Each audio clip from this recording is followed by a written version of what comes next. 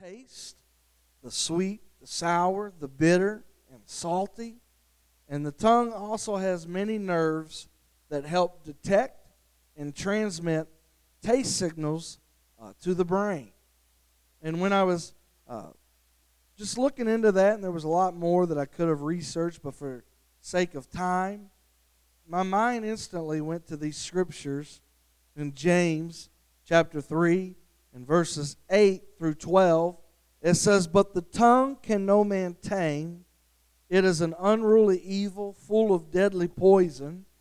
Therewith bless we God, even the Father, and therewith curse we men, which are made after the similitude of God. Out of the same mouth proceeds blessing and cursing. And my brethren, these things ought not so to be. Does a fountain send forth at the same place sweet water and bitter? Can the fig tree, my brethren, bear olive berries, either vine or figs? So can no fountain both yield salt water and fresh."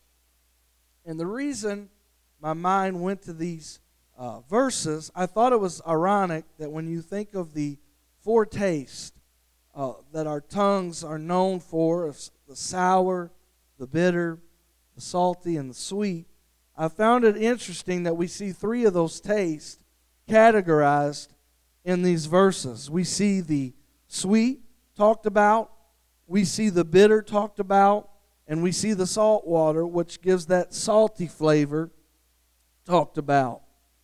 And I found it unique, and I told my wife, it's funny, I would have never thought that. I love salt. I know some people, not everybody loves salt, probably as much as I do. I always say salt, the more the better. Some people say, boy, that's awful salty. I say it's just right for me. And probably not good in some other areas of my health, of course. But I told my wife, I said, you're not going to get to be here. Baby, unfortunately, cutting some teeth and was running a fever, so we left him home. He's just a pitiful little guy today. But I was thinking about the salt, and this just really blew me away, and even my wife said I would have never figured that. But when you research about salt, we know that salt a lot of times enhances flavor. A lot of times salt will make things taste better. But I found it interesting that it said that salt actually will reduce bitter things. It'll countermeasure that and reduce the bitterness, but increase the sweet, sour, and Uncle Buzz, I'm going to look to you. This word is umami. I wasn't sure how you quite pronounce that. Is it umami or umami? I don't know. It was a weird word, but it says it's desirable for sweet recipes. And when I thought about that and I saw that, my mind instantly went to where the Bible talks about we are the salt of the earth. And I thought, as people of God, what kind of things are coming out of our tongues? What is the taste that people get when they receive what we speak? I wish I could say that I got an A+ on every time I spoke with my tongue, but this was very sobering, very convicting in my life and in my heart, because I felt like God told me to focus more on when I speak, what taste I'm giving off when I speak. How many knows that sometimes you can speak with every good intent of what you're saying, but not everybody receives what you're saying in the matter you're saying it? And sometimes we say, well, they just got to have tougher skin. Or, well, they just got to get over it. But how many knows maturity levels are not always at the same levels in everyone's life? Sometimes people have different ways. Some people, I've met people that, man, there was a lady my mother and father would know well, and my Uncle Danny sometimes has a way with words. I'll say that. And she had hit a car in the parking lot. He come running out. He said, "Get her insurance, people." He said, "Get her insurance." And buddy, next thing I knew, that lady was bawling like a baby, and he had to go console her. He said, "Ma'am, I was only playing." But it just goes to show sometimes people can't receive things like that. And boy, she was shook up. And it taught a life learning lesson that you can't always use the same joking with everybody. So I thought about that. When we speak, we have to make sure that the way we're saying those things, that they come across with a sweet flavor. You know, if they come bitter, if it becomes bitter, you know, it can affect your preaching. I thought about, we all think, oh, you're just talking to the preachers right now. But really, in essence, we're all preachers. Every one of us are preachers of the gospel. To the women, to the men, every time that we preach, we're really reaching. Brother Alan Pascarella, Brother Jerry always had a way of saying things that his dad would say. He said, my dad used to say, we're preaching to reach each, is what preach is. He said, that's what we're doing. We're preaching to reach each and every person. And he would talk about the pulpit. He said, that's to pull them out of the pit. We're trying to pull them out of the pit.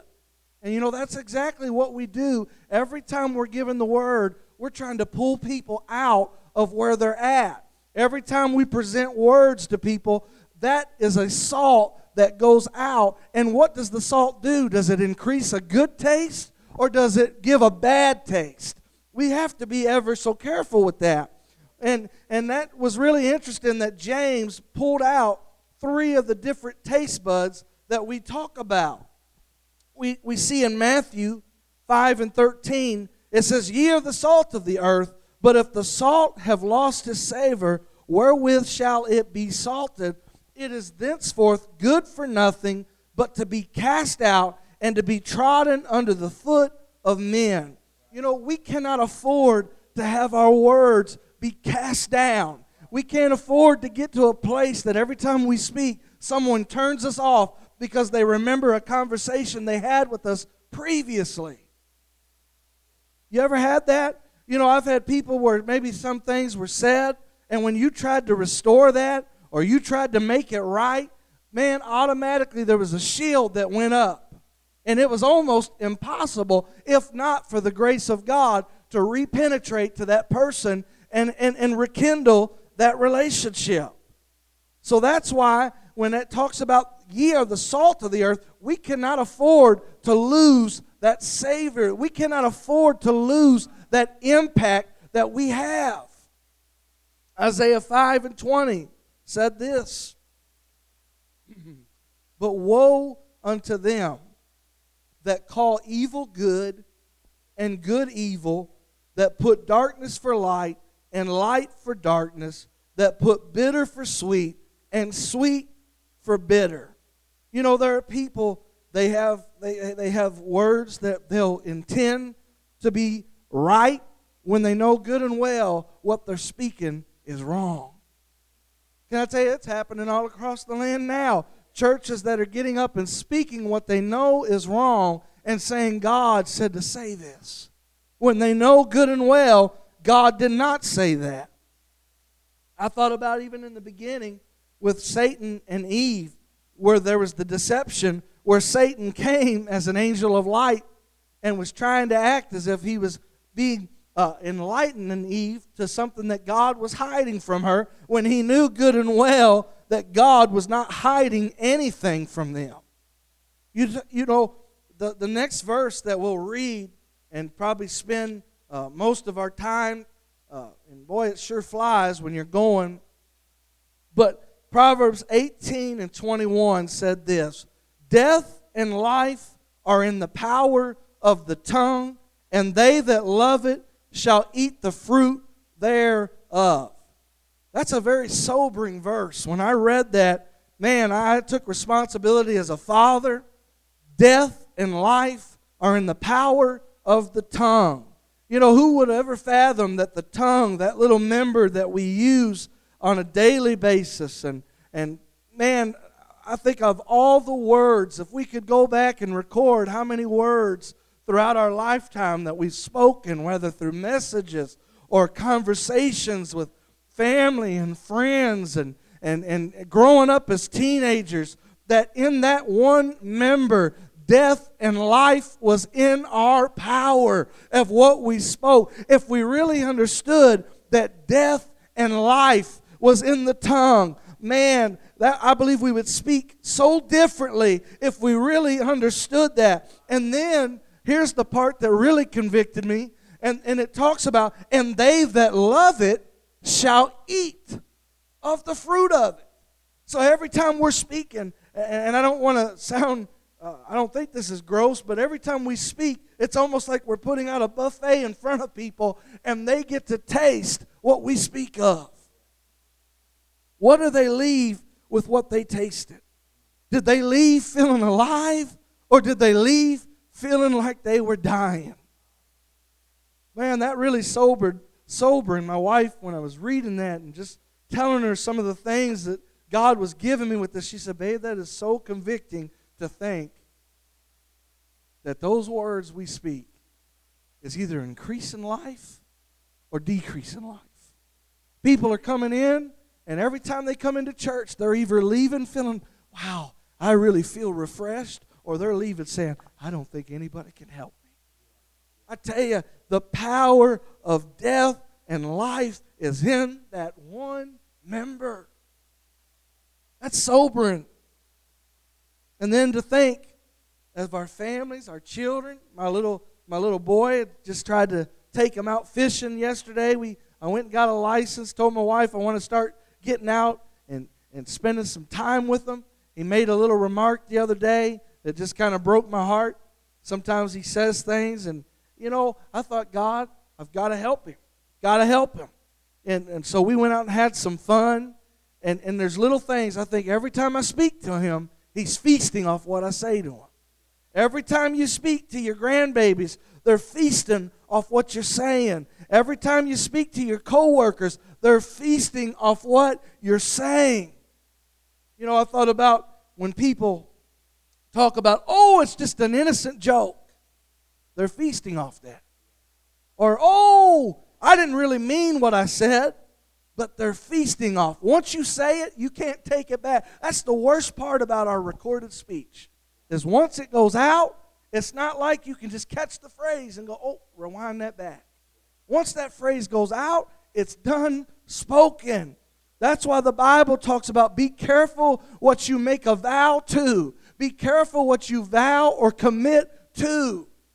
Some people commit a lot of things. I've heard people that grew up without dads or people that grew up without moms, and and still to this day, they remember they said they would never leave me. But they don't ever come around. Now, to that person that said it, it didn't hurt them one bit. But the person that they told it to, feast on that every day. Feast on it every day. Can I tell you, as a church, I thought, so often we think and we eat, and if we could put that in essence over the next few days, if we could think about as we're eating, man, the flavor I'm getting, I've had some things and it was so good. I love doing smoked meat. I love it. And all the flavors you get, and all, man, I don't know about y'all. I need to stop talking about food. I'm starting to get hungry. Starting to get a little carnal here. Need to go a different way. But something about Sundays and food. I remember one time Pastor Bailey, I had just walked in the church and he was on the base. And he said, son, there's something about Sundays, ain't there? And I said, what are you talking about? He said, I need to get focused on what I'm preaching, but I can't stop thinking about Chinese right now. I said, I guess there is something about Sunday. So I need to get off food. But I want us to think about those things. I want us to, when we go forth, you never know who you're going to come in contact with. And I thought about even today, I thought about Pastor, if you could record all the messages that you've preached probably over the last 2-3 years and all of the different ears, all of the different hearts, all of the different vessels that have been here. And what's funny is everybody's taste buds are not the same. It's so funny, Grandma and sweet tea, you like that sweet, is it sweet or unsweetened? Sweet, I thought, her taste to where someone else, if I say, I want unsweetened. Now me, the sweeter the better. I want the sweeter. But everybody's taste buds are different. That's the same way in people's lives that come in contact as we preach. There's so many different things, and there's only one way, and I prayed, I said, Lord, I pray let my life, I realized with that tongue, The Bible even talks, there's so many other scriptures that I could have incorporated today, but for the sake of time. But the Bible even talks about the tongue being a sword. A sword. You know, the tongue can penetrate with words. If they're godly, it can do, I've heard people say, I don't even know what I said. I just said something simple, and they just broke down and started crying and came and prayed. Because when you said it, it had a good taste, and they received it. And then I've heard others say, well, I tried what you tried, and they literally ran out because it wasn't very tasteful. I want us to pray over those things this week and going forward. I just really, it hit home that when I speak, Lord, I pray that my words are life-giving. I pray that my words are life-giving. I pray that when we speak to those that are hurting, are we speaking healing to them? You know, there's a lot of hurt people today. There's a lot of people, even it amazes me, as empty as our churches are, almost anybody you talk to, they can point you back to a place where they used to go to church. That's the amazing thing. As much as we say our churches sit empty, you'd be surprised how many people say, I've had past experiences and I don't really care to go back. And that's sobering, because I think, God, where did they feast on? Where did the word turn bitter? Where did the word turn bitter? You know, that's a scary thing, that if your words become bitter to someone. I've heard countless people say, oh, that church down the road where so-and-so goes, he's just a bitter man. You know, somewhere along the line, we need to be careful that our words aren't just becoming something that every time someone hears it, they just automatically, I'm shutting that off. But then I've heard others say, man, that guy just had a way with words. You know, God is the one that giveth all authority to His word. God is the one that gives us the ability to speak. And sometimes I think because we have that ability to speak, and I've got just 2-3 minutes and I'll be shutting up. But because we have that ability to speak, sometimes our words become callous. We get so used to saying it that we just say it. And I thought, the flavor, the salt, I want us to really emphasize going forward that I am the salt.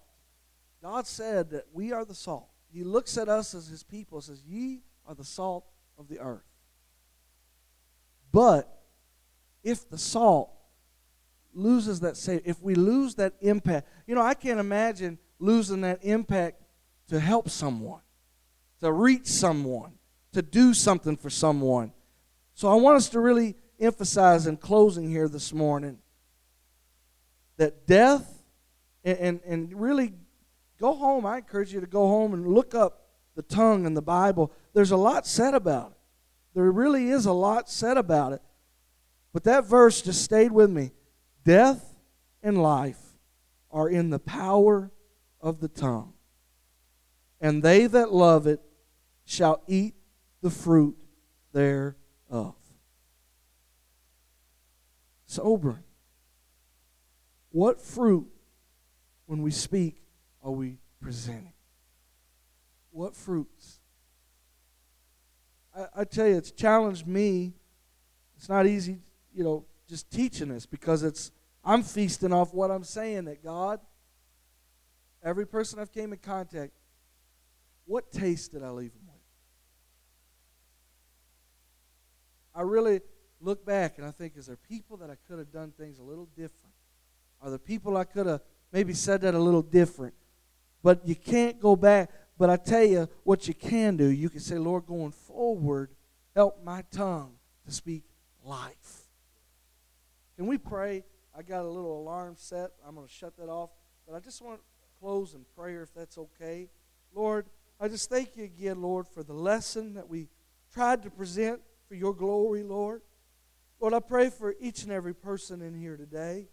I pray, help my words, God, to my family, to my friends, to my co-workers, to people I come in contact with. Lord, I pray, help my words to be tasteful, God. Help my words, God, to be something that people desire and say, I want to receive what he's talking about. I pray, God, that you would remove the bitterness out of people's lives. Lord, I pray that I would have enough salt in my life that as I present the gospel, they would say the bitterness left and the sweetness of the word infiltrated, God. Lord, I pray for us as a church that as our pastor, our leaders are representing here, Lord, I pray going forward, God, that the taste would be so good that people would say, I've got to taste and see for myself. And God, we thank you for your word. We thank you for your goodness, and we give you the glory.